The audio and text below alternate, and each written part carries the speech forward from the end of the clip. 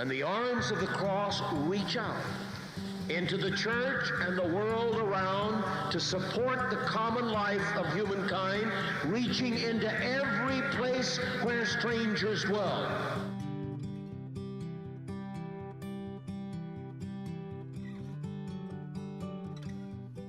Charles Hammond was a fine man and a fast friend. I met Chuck in 1993 when I was elected moderator, and he feigned concern that he had been displaced as youngest elected moderator. Chuck befriended me. I was from Alaska and young. He was by then an old hand and seasoned administrator. Chuck had lived through and been a part of reunion and agency changes. From California, he knew that the Presbyterian Church in the West was different in many ways from the East and the South. And over the years, he would explain many practices and alignments and patterns that he thought might puzzle me. Chuck was a churchman. He loved the church in its Presbyterian expression, its agencies and judicatories, traditions and sensibilities, its polity. And he loved the people who served Christ in it: missionaries, national staff, execs, pastors, Sunday school teachers. He was a keen observer of the church. He would often take me aside when we chanced to meet and ask me about the state of the church, but always with the heart of a pastor. He could be boisterous, and you generally knew where he stood on a matter. Chuck stood by his convictions, stood by his friends, and stood by his church, and we are blessed by his life among us.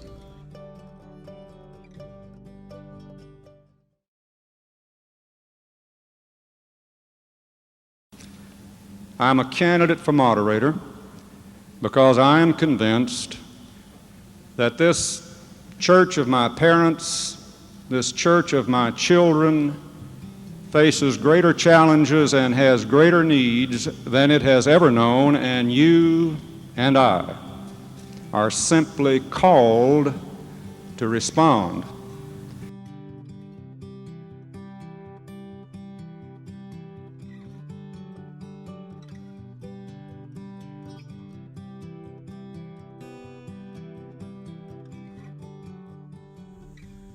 William H. Bill Wilson was an oil and gas geologist and a ruling elder at First Presbyterian Church in McAllen, Texas, a UPC-USA church prior to 1983.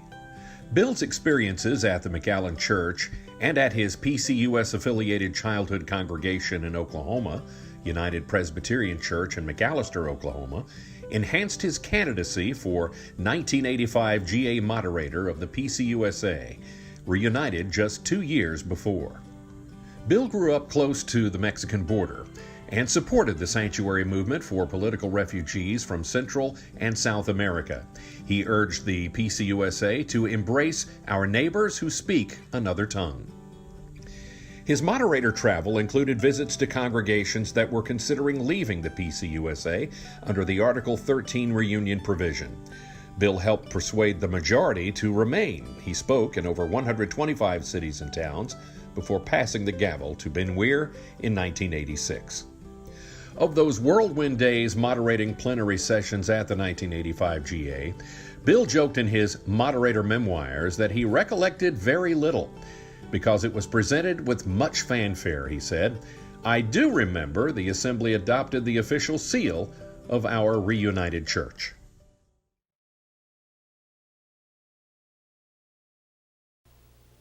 Blessed be our God and King for what He's done for me. He has given me salvation. He has set me free. Make the Lord sing a new song. Sing a new song. Sing unto the Lord a new song. Sing a new song. We must allow such freedom of perspective and truth to move us then to an experience of solidarity, a solidarity with the God-man Jesus and his sheep. Solidarity with, yes, Africans, Asians, Spanish, Native Americans, and our Anglo brothers and sisters. solidarity with the dispossessed, commitment to the poor, conscience which prods those who think they are affluent. Such actions will arouse suspicions if we dare to love and serve in such a manner. We will not be popular, I can promise you. But I can also promise you that the eyes once shut to personal racism and injustices will begin to open. Ears heavy with worn-out phrases and cliches become light and attuned to new themes and new trends which we as Black Presbyterians begin to live and to act. Hearts once fat with the thought that we weren't ready as blacks or were somehow inferior and that their base of power was somehow sure will grow lean with compassion and sensitivity. I profess that the church will change. I profess that the world will change. Sing a new song, sing to the Lord a new song, sing a new song, sing a new song, sing to the Lord a new song, sing a new song.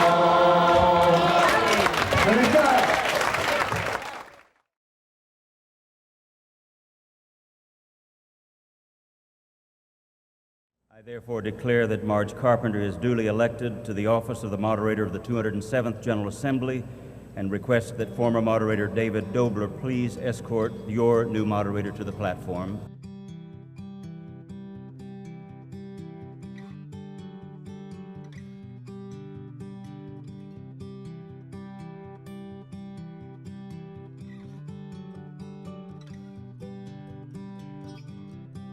Marj was a beloved icon and institution in herself.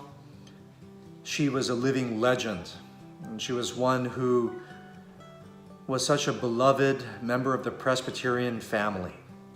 She was a journalist, eventually becoming the director of the Presbyterian News Service. She was a mission interpreter for the former Worldwide Ministries Division of the General Assembly Council, who was deeply loved by and who loved our mission co-workers and cared deeply and was so committed to our global ecumenical partnerships. I came to know Marj when I joined the General Assembly Council back in 1998. And she and I worked there together, and I have fond memories of our work together. There was one time when I was parliamentarian of the council, and we were debating and discussing an issue about press coverage. And as a stalwart journalist and advocate, she went to the microphone more than twice. And I, as parliamentarian, had to insist very forcefully, diplomatically, and with humor. I said, "Madam Moderator, you're out of order." At which she erupted in laughter, and so did I in the council. And that didn't stop her from endorsing me for moderator years later at the 220th.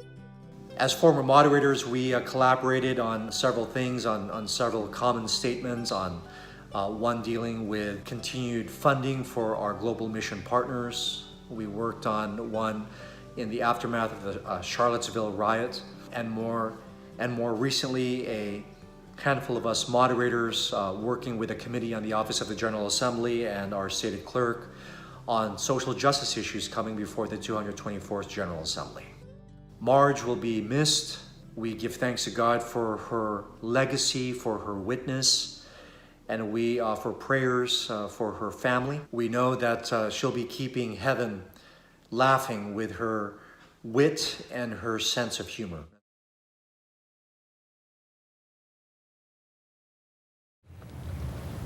If I am elected, the first thing I would attend to is what many others have done before, and that is to tell the amazing story of the Presbyterian Church USA and its ministry here and abroad. Too many hear only the internal war stories, the rehearsing of the things that divide us, the cries from a church that seems to have lost its way. but Christ's ministry is being carried out. And Christians are busy with giving cups of water, wrapping people against cold and storm, binding up wounds, holding the hands of the dying and the imprisoned.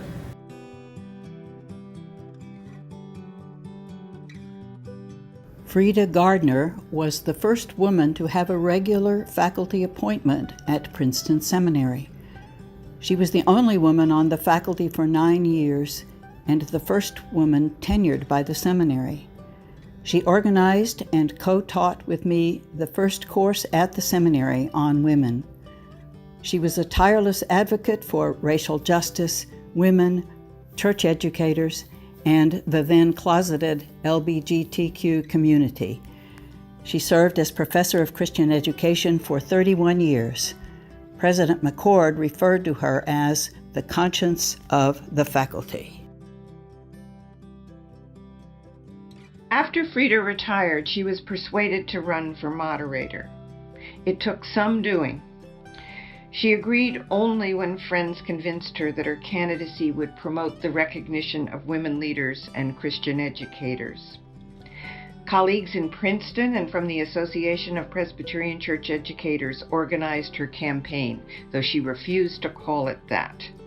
She was too diffident to promote herself. Freda was a hero in the world of Christian education, but she was not well known in the wider church. She won the election for moderator by the honesty and graciousness of her answers to questions about the difficult issues facing a divided denomination. She stood for integrity, said one person who was present. This was the voice that commissioners wanted to hear in their congregations and presbyteries. During that year, Freda's special focus was those who had been marginalized in church and society, especially children. Dare we come as children come to Jesus, she asked, as they are, wise, wistful, damaged, anxious, ashamed? The motto for Freda's moderatorial year was the emblem of her whole life. Do justice. Love kindness. Walk humbly with your God.